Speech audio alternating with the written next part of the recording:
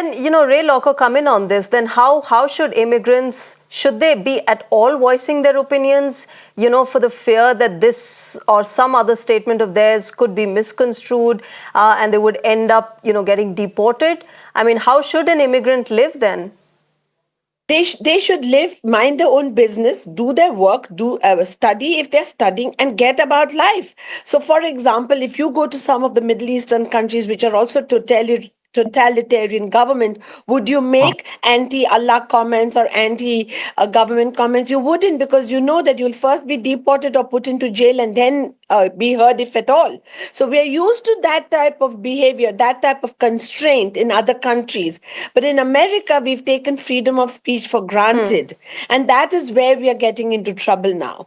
So, and I think that some innocent commentators also will get penalized, and they may have just really made some innocent comments, just like what the gentleman before me said, that, what's going on in the Gaza area is not very pleasant. That also could be construed to be anti-Semitism. And my fear is this, that the government is likely to use artificial intelligence to trace these comments, because I don't see how they could go through those volumes of social media with just pairs of human eyes. So they're going to use artificial intelligence, and the artificial intelligence is going to pick up on these type of mild comments also, just because it has a buzzword or it has a string of words that has been programmed into the AI, or what the AI is used to see, and they could also get caught. My bigger fear is that.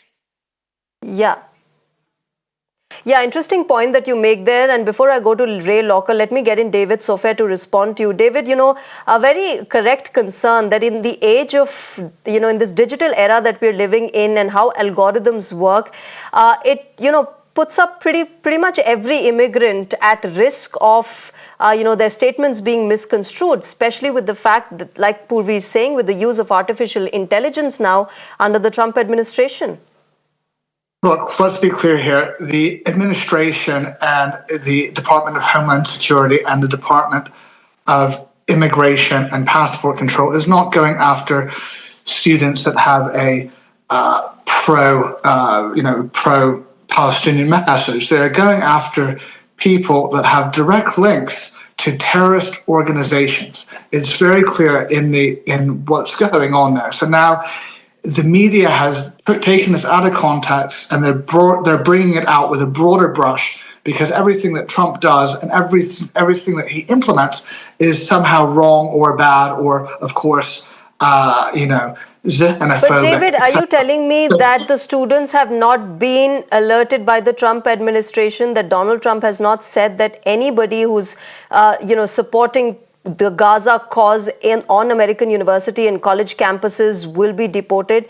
That threat has not been given, that direction has not been given by the Trump administration? No, absolutely not. I mean, look, the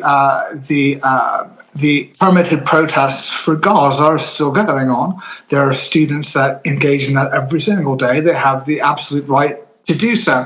Now, as soon as violence gets into it, as soon as obstruction gets into it, as soon as hate speech gets into it, right, which there are clear-cut examples of that, then that's something else.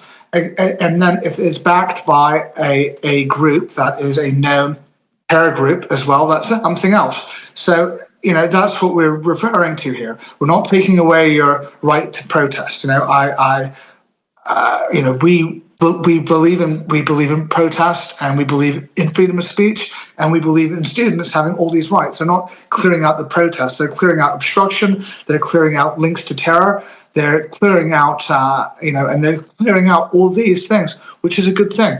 We're making America secure again. We're making America safe again.